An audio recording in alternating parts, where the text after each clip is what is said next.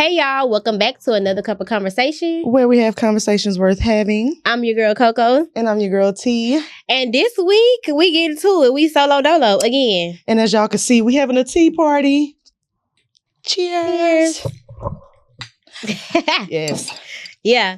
So we got our cute little dresses on today. Yeah, the real lady, like giving very such a lady. Sophisticated. I like doing stuff like this. No, for real. I had just told a girl that did my hair, like, I can't wait for tomorrow. Like, it seemed like every time I like recording days now because we get to play dress up. And that's what I like. It feel like celebrity. Like we got a little closet in here. Yeah. I like that. Y'all, we coming a long way. I hope y'all appreciate the hard work. Yeah, we don't know how long we gonna be here though.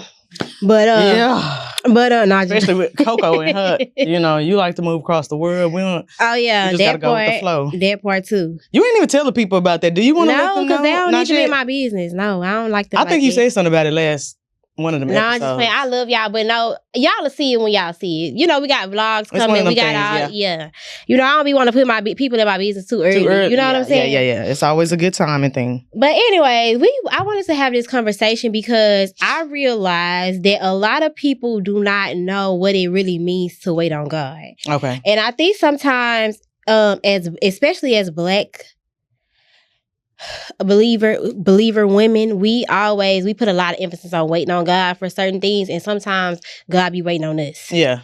And so I want to know, what's that thin line between faith and the works? Because we all know the scripture, faith without works is dead. We know that all the time. We say that all the time, but what does that really look like in real life? Okay.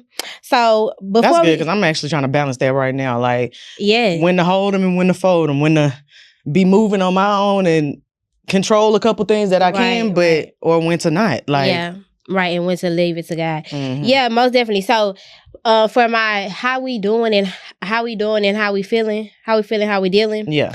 I have a really good question. Okay. It says, where is the thin line between surrendering to God and actually putting in the work He assigned you to handle? Right, in your life currently, right now, how you feeling right now? What are some things that you say, yes, I know God told me to do this part, physically do this part, and then He told me to wait on this part?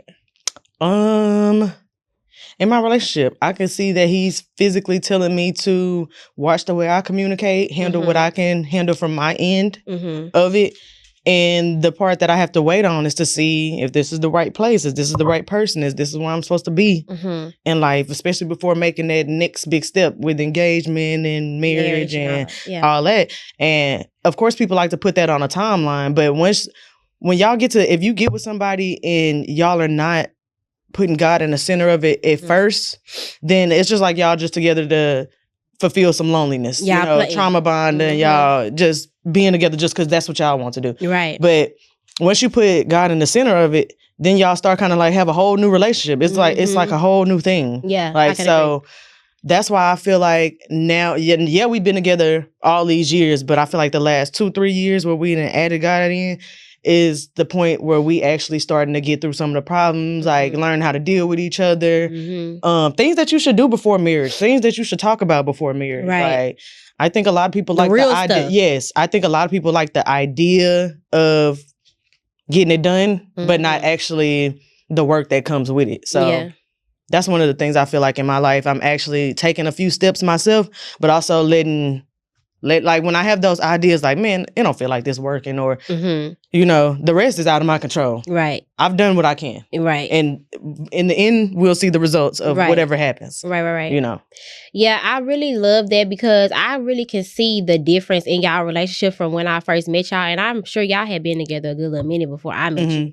But Bubba used to be with us in the front, the front part of this podcast with the behind the scenes stuff. A lot of it, like really, he was our production card. Yeah, and you seen how we got to communicate, so you got to see firsthand how we communicate in disagreements and this and that. So I was saying all of that to say I have seen a difference, a shift in, even with him not being here, I can see a difference in y'all relationship with that. So I think y'all doing very well, and y'all on the right track to it. I think the marriage is one of those things that a lot of people, especially in our community, try to rush us into. But sometimes you do have to do that reflection work, because you'll get yourself into some shit. Exactly. If you don't, For me, I would say The thing that I know God told me to do is to do what I say I want to do. I have an ADHD mind in thinking like, okay, I want to do this. And then I'll like plan out how to do all of these things and get exhausted with that and then move on to something else. Yeah. And so that's the hardest part, man. The planning and the actually trying to put something together, and then by that's the easy part for me. That's hard to me. Like the execution is the easy for me. Like I like to go ahead and okay, now we got it in line. Let's start walking that line down. Like, yeah, and so that's what I feel like has been the part for me. Like just really executing the things that I say I want full term, because I have my husband always get mad at me with, not mad, but he always say like, you want to do everything in the world. And I literally do. I wake up every morning with something new to do. And I thought that was everybody, but I guess that's just like ADHD women. Yeah, probably so, because he like when he want to do something, he's doing that until he see the results. Me, I'm like, well, all right, it ain't working out like I want. Okay, now I want to do this. Girl. So like I've been in a season of doing what I say I'm going to do for real in real life. Yeah. And then one of the things that God told me not to worry about is what it's going to look like to people that's viewing it. Because I feel like, and it's so crazy how you really have to have faith, because God will reveal, he will give you confirmation on stuff that you think about in your mind that you don't even really voice to him, but because he knows you so well, like he'll still send the confirmation. And for me, I have done a lot of things in my life. I got the 2 degrees, this job, that job. I didn't had a business. Yeah. I didn't had a shop here and a shop. Like I didn't done all of the things. Now I got this podcast. And I spoke to one of my friends that knew me in an era of my life before a lot of people knew me. When I was in college and I was in Natchitoches, she was the supervisor over me when I worked as a housekeeper. I used to be a housekeeper in a hotel at the Hampton Inn in Natchitoches. And so she used to call me Lil Mama all the time. She'd be like, Lil Mama, she still call me that to this day. And so, and she from Cali or whatever. So I recently spoke to her because, we moving. And so she was like, I'm just so proud of you. Like everything you do, it just seemed like it always flourished. Everything, you always do whatever you want to do. Like, and it just seemed like it always worked for you. And I'm just listening to her and I'm like, is that what it looks like? But I say that to say, because my thought is always like, I don't want people to think I don't know what I'm doing because I'm doing so much. It's not that. It's just because I literally want to do whole time that ain't even what they thinking. Right. And so that was the confirmation God sent me. And I had never voiced that and said like, I'm worried about what people view. But just having that faith that whatever they view, you do and what I told you to do. And just knowing that he gonna send you what you need to hear at exactly, the right time. Like, exactly. That can get complicated when you are in a season of just figuring things out, and like we do, we are people who try things. We are people who, not everybody do that. No, really. And not everybody got that burden. Like a lot of people go to work, they ain't got to try nothing. Somebody has built a system for them. Right. You know what I'm saying? They go up in there and they just do a good job at what they doing. Right. That's true. But on the other hand, trying things that's not built up already, like we talked about this podcast last week, that it was not already built for us, that's a lot harder to do. No, it is. Like, it's a lot of mental space that comes with that. And you have to be faithful in a lot of these seasons, because sometimes it feels like imposter syndrome. Sometimes it feels like you're not getting nowhere. You're not, What a fruit. Yes. No, for real. Like, it feels heavy sometimes, heavier than it should. So, yeah, I feel it. So, moving right along into the main topic. So, sometimes having faith, people look at it as laziness dressed up with a little scripture. Yeah. You know what I'm saying? And don't get me wrong, some people use it like that. Yeah, I'm about to say, I could even admit to sometime when somebody that questioned me about certain things in my life, like, when you going, you said you was going, when you going, girl, I'm waiting on God whole time. No, you're just not doing anything. Right. You ain't took the steps to even start. Exactly. So, have you ever used, and I just admitted to it, and I'll give my story about when I've used it, but have you ever used, I'm praying about it, as a delay tactic? Oh, yeah. For sure. When it comes to like conviction about my vices, sometimes I feel like it's conviction, and then other times I feel like it's me just thinking, remember how we talked about with Zion, me just thinking this is the right thing to do now that I'm following Christ. Like, this is what needs to be done, because this is a part of the journey. It's just it's not something that he's like saying, yeah, like you said, I don't want you going to talk to them. I need you in your best sober mind. Like, I don't want you going to talk to people with all this fog on you. I haven't got that kind of noise yet. I haven't got that kind of like confirmation yet. So me trying to stop and start these vices is like, I do that all the time. Like I put them down, pick them back up, put them down. And I tell myself all the time, like, you gonna let God work you through this. You know, once you get it, but whole time I'm taking steps. But I'm going right back. Yeah. Like, so I just seen a scripture not too long ago. I forgot what it was, but I was just watching a video and the dude was like, I forgot what book it was. He was like reading through like Romans or something like that, I think. And he screamed and closed his Bible because it was like a verse where he was like, you can, I forgive you for your sins, but if you keep on doing them, once you know better, then I'm going to fault you for that too. Like, I'm not going to let you keep sliding by just saying, no, really, he'll forgive me again, you know? Yeah. So that was like one of my first notices of conviction. Yeah. Like, you know better now. Yeah. It's not that you letting this trauma or something use you, you're using it. So at this point though, I would ask myself, what is it about this? Because knowing something and actually understanding it and making it personal. I think we can know something and understand it, but making it personal and how it really fits you, like how I said about that moment where that was pertained to me. I had no recollection of God want me to stop this beyond what people say. And that wasn't enough for me personally. Yeah. Sometimes stuff be enough, but that in that season, that wasn't enough for me. In front of people, it do seem like enough. But when you have to lean on that integrity, when you at home by yourself and you stress the fuck out, like that's when it shows. And integrity is one of those things where, you know how people be like, they'll tell themselves like, I'm taking this one to the grave. Right. You know what I'm saying? Integrity is one of those things where you got the choice to take it to the grave. Right. Ain't nobody got to know but you and the Lord. But if you in ways, it'll show up. It shows up every chance. Like, if it's not in your heart to be this type of person, if you trying to put on this mask, like I'm a good person, but in your heart, you already thinking about the shit you gonna do when you get from in front of people. Yeah. You know what I mean? Yeah, so, I would just say make it personal though, because sometimes you needed to say, okay, whatever your advice is, whatever I stop doing, what does that make, by me stopping, what is that then turning me into? Right. What do I get? What is the benefit of doing that? Yeah. You get what I'm saying? And sometimes you don't know that right away either. And so you do have to pray about it. So I said that to say some things are like, I'm praying my way through because you really don't have the strength on your own to like say, I'm never doing it again. Oh, no, for me, it's that verse. It's once you know better, you have to do better because I went through consecration and I was like, oh, this has been an amazing week. Like doing You've seen praying. The fruit of it, yes. Every hour on the hour, not having a sober mind. Because I actively made myself like, okay, during this period, I'm going to have a sober mind through the whole time. Like, he showed me what the fruits could look like. Right.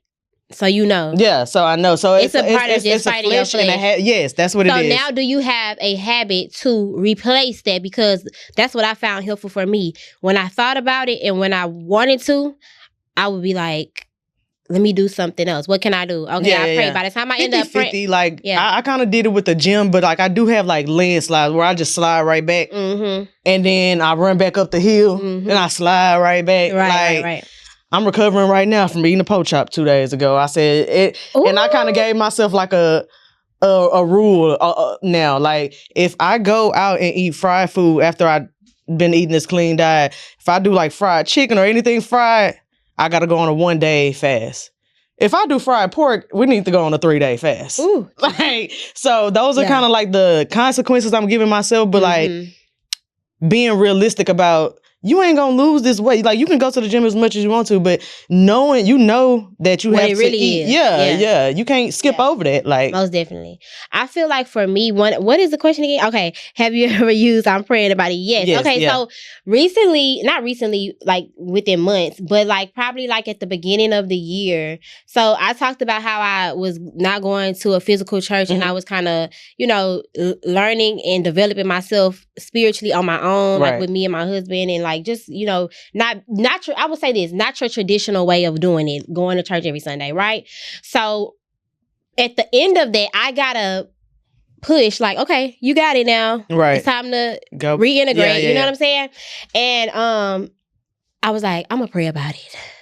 I'm gonna pray about it. You know what I'm saying? Yeah. Knowing the whole time, like, and for me, it's not about, oh, you have to go to church every Sunday for me. For me, it helps me with my daughter, because my daughter may not understand. I'm learning myself. So for me to be able to teach her, I need somebody that's going to teach her in a way that is on her level, children's church. Mm-hmm. You know what I'm saying? Her interact with other believer children. Right. You know, like, it was more so a... like, you still need that community piece. That community piece, right? So it was a more so work. And I think, too, a part of me, the praying about it was getting into a situation to where I feel like I had to leave again. Like, you know what I'm saying? Mm-hmm. Like, I didn't want that to be. So the fear of having to do the hop. Yeah. And I didn't want to do that again. And so what I asked God for, I asked God to reveal to me, what is it about me that I need from this type of community to be able to sustain that, being in that type of community. You get what I'm saying? So I'm really heavy on, I used to be a Christian that went to church, and I believe whatever the pastor told me, and I just use it as law, and I didn't go read my own Bible, I didn't go read my own word, I didn't interpret the word, you know, myself or anything like that. And so what I found out, and when doing that gave me a whole new outlook on even going to church. Like, and how I was using church as a crutch. You really can't do that, because just like you go to work and they'll tell you some shit that help them and that's not you, they do that at the church. Yeah. You know what I'm saying? So I'm like, yeah, this is revealing to me that you ain't who you say you is either, because you're not doing no work on your own. Right. So that was one of them things. I'm praying about it, but I eventually did go back and, you know, reintegrate myself and my family back into a community of believers. So, but all the discernment that has to be done, I'm not gonna say it gets exhausting, because y'all gonna give you the strength to get, but it does. Like, you have to discern every point of your life. Like, because even every day, even every day, like even if you find the church of your dreams, and then I like the first 5 sermons, you might get to the 6th Sunday and he say something like, dang, he been thinking like this, or she been thinking like what's going on? Like, but like you said, getting your own interpretation. That's why when people say stuff like, oh, the church is this and the church is that, I go and get what I need. Yeah. Get what you need, leave what you don't. Right, you know what I mean? Like, it's one of those things, if it don't apply, let it fly. Mm-hmm. And if you feel like they lying, go fact check. Mm-hmm. We have ways. And I think, too, for me, sometimes it's not even about the lying part, because I don't recall any pastor ever lying per se, but I feel like I'm big on character. Yeah. And my thing is, if I can see flaws in your character that show me you're not who you kind of say you are, like, you're more flesh than you are. Not even that. I would rather you be more flesh than you are spiritual. I'm not talking about it in the sense of, I need you to, if you preaching to me, you need to be so holy. No, I'm not saying that. But to examine your character and say, like, say for instance, if you came in, I don't like when people judge people that we know that ain't there. We already know that. It's very clear that this is their first day in this church. They're not going to be who you say they are. But if your spirit shows me that you're willing to jump in front of a help versus a judge, that lets me know your character for real. Because especially if you the person that's supposed to be shepherding us. Yeah. You get what I'm saying? Like, in the front of the pool pit, in front of how can I come with my whole self if I have to worry about covering myself because I'm worried about what you might say and how you might treat me because of who I am? People don't realize how, like, you ain't got to be directly talking about how they can indirectly, like, show who they are. Like, you ain't got to be talking directly to me and saying, oh, this, she need to, well, with something different. Like, if you're talking to me about other people like that, I'm looking at you like, I've probably been on the other end of that too. Conversation. Now I know not to say X, Y, and Z around you because. And now I got a guard. Yeah. Now you done built the guard. Yeah. So for me, I didn't have a situation to where a pastor has talked about a person that came in a church in a negative way, called him a devil and all of these things. And I can say that it might be very true that this person is that, but if we're the people that says God is bigger than the devil, then why are we talking about a devil? Why we even giving them? Yeah, why we giving that light? Why we giving that play? Like, if you're the person that you already know he walked in just like this, or she, whatever. You know this. Like, this is not. And so that made me feel like, oh, you only. And then I had another conversation, and I was like, oh, you like what the world perceives as Christians versus really being one, you know what I'm saying? Or you like people that are good for the eye, but as long as it look good, it don't have to be what it really is. And I don't like that. I don't get with that kind of stuff. It's almost like you going exactly with the way of the world. Exactly, really. You telling us don't follow the world, but then your perspective and your ideology is of the world. Like, it don't make sense to me. So when I start seeing that, now when I'm sitting in church, instead of listening to the word, I'm always thinking about your So now I can't focus. Now I gotta go. You know, so that was my thing for me. I had in my lifetime with that. However, sometimes we over spiritualize like the burnout too of like the work part. Sometimes, especially as Black women, we'll exhaust we'll exhaust ourselves, right? And when does that become like you're serving versus you're creating and you just burning yourself out? Like, when does it know, like, you done turned this work into and doing the work part? Like, we know we said faith is not being lazy, but the other part of doing the work is like, when do you know it's not just grinding, you're not even listening to God at this point? Yeah. I think when you start not taking credit, that's probably not the best way to use it. And you can kind of like give me some better language with this one. But almost when you start feeling like I done did this for them. Instead of like... You got a word there, Sister Tia. Instead of like, God put me in the way... To be able to provide. Help and provide you. Like, I tell you this I speak about my mama being this person all the time. Like, you can easily be blocking what God is trying to teach somebody by just thinking you helping. Get out the way. You ain't the savior. Yes. And what they say, everything that's a good thing ain't a God thing. Yeah. Yes, that's true. That's like, true. Get out the way. I tell her this all the time. Like, you don't have to be the one. Yeah. If they call you with a problem, say, I'm going to pray for you, girl. Like, something, I don't know. Like, you don't have to be the one. And that kind of, I don't know. My sister calls it like, what she think she got like a God complex or something. And I don't think she like be really meaning it like that, but she's just trying to describe like what my mama don't even see, like what's unknown to the eye. Like, and she's feeling like she's doing a good thing. But nobody had asked you to do that. Nobody asked you to do that. And then look what costs. Look what it's costing you. You give a homeless man, you want to be so good, you think you're doing a godly thing, giving a homeless man $20 the whole time. Don't give him not another dollar to go over there to that crack house. Thank you. You know what I'm saying? I mean, you come by weekly for Bob. Yeah. You come by weekly. And you know what I mean? Yeah. You buy here every week. No, for real. And he waiting on you. Yeah. You know, you done gave him you done almost built him a crack house. Yeah. Like, you done, at this point, you done almost gave him enough to... No, for real. To die. You know? Yeah, you have to really, really know like, you cannot always be that person. And that grinds my gears because, yeah, you can only help people so much, but I think I can see it because, like, bro, if somebody called me one time, I know. All right, the first time, I'm like, yeah, I got you. The second time, I'm gonna have a little aggravation in my voice. I ain't gonna hold you. Okay, now what you did? All right. So damn, last week, what you had said, another 20? You paid the light bill. Okay, so I want you to take the money that I gave you.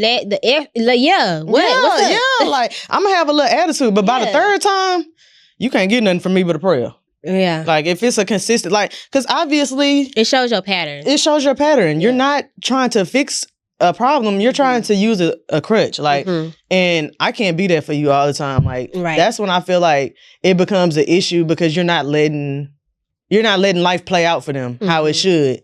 If life goes off of the decisions you make every day, right, you're not letting that happen for them as it should, the normal will of life. Like, and that's, girl, get out the way. So how do you know when you're working from purpose versus working from fear? I think it's a real thin line, but working from purpose is not gonna exhaust you. It's not gonna burn you out. It's not gonna make you feel like you doing something that you don't want to do.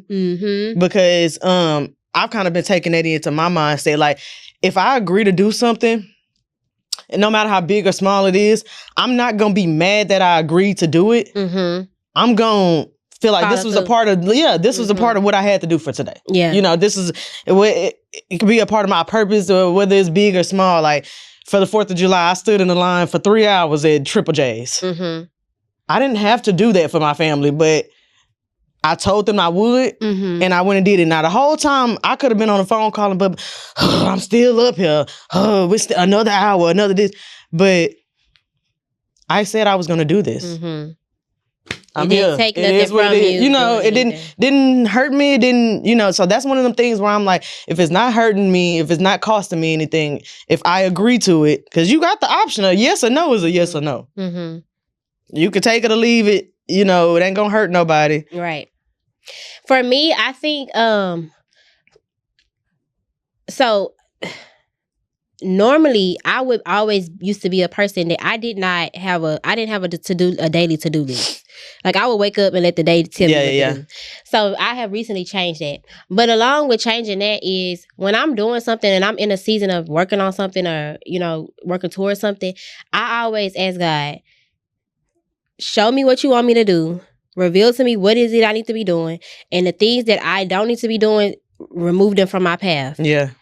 Give me the discernment. I say this whole little prayer, you know, give me the discernment to know whether this is what I need to do versus what I don't need to do. And normally when I say that, I used to also, if I say my prayers in the morning, I get up, hit the ground running.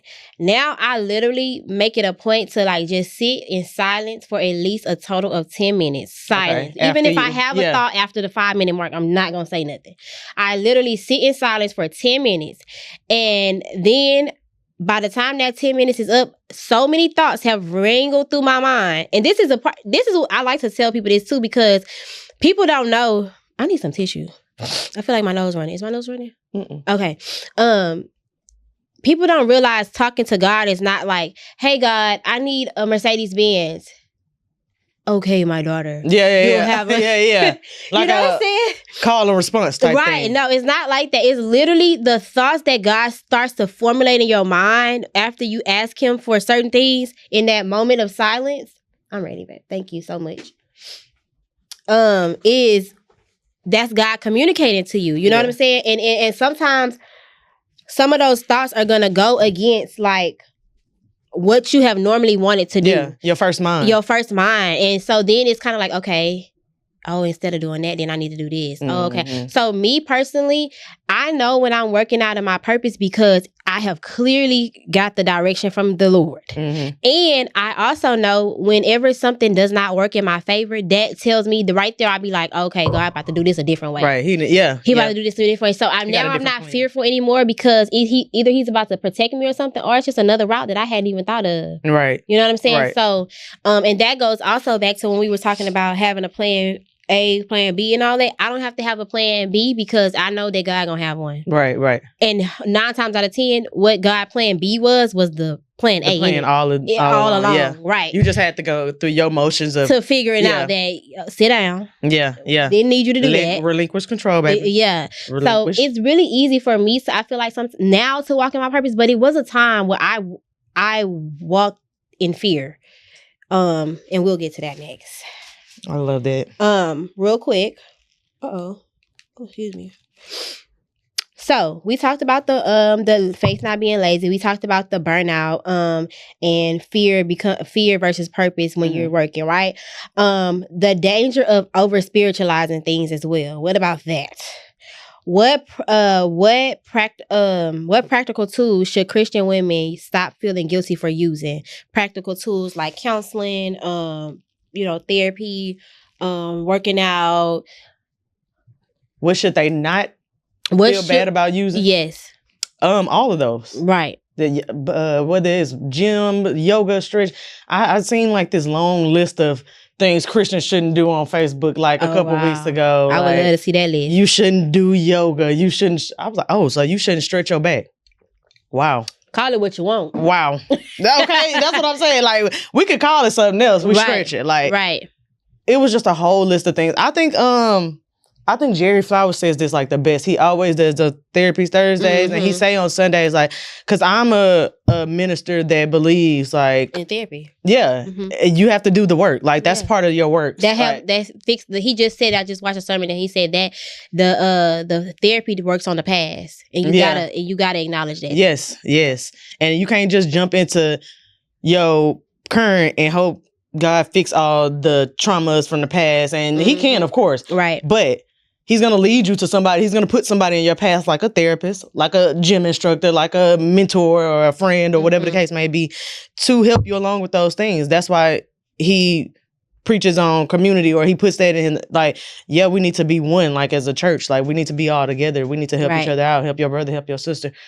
And that's a part of it. Right. I think that's one of the main reasons I like listening to young pastors like Jerry, or you know how older pastors preach from a place of, I'll put it in God's hands, and then everything will work out in your favor. Like all the good things about it. Instead of like saying, yeah, you got to go through that. Yeah. Sorry, you got to go through that to get through that. And another one is, I know y'all were taught, you got to be a housemaker. You got to cook, clean. Baby, get the maid.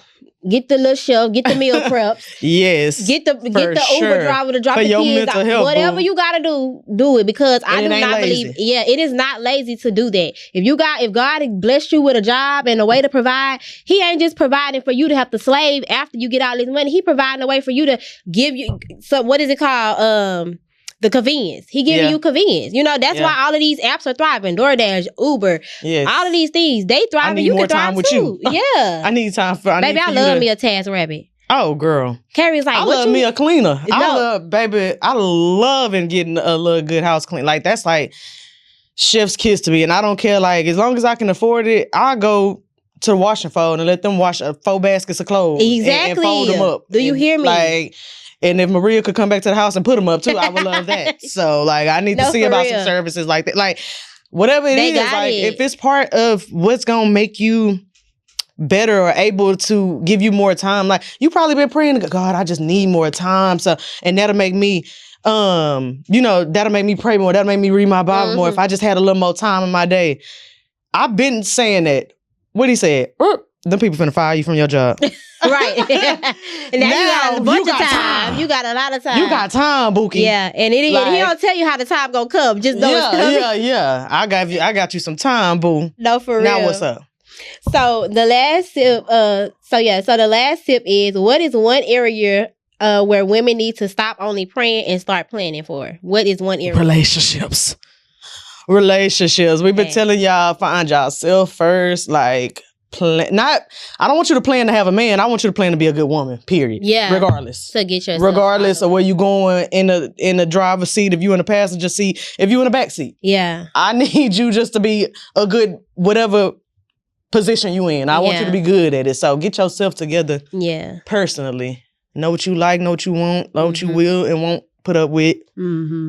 Ahead of the game. I think I could say the same thing. Just start planning for a life that you would love to live. Like, instead of planning on somebody to come and so you can live the life you want to live. No, just plan for the life you want to live. Like, right. Regardless of who come along the way. I think that's the best way to even get anybody anyway. Don't nobody want nobody sitting waiting on them. They want to have to Yes. Yeah, make a nigga grab you. Make a nigga have to not grab you for real. Keep your hands to yourself, sir. But you know what I'm saying? Like, you gotta catch me, Right. I'm not sitting around waiting on you. Yeah. I am a damsel in distress, but yeah. I got it. Find me that way. Yeah. I got it for right now.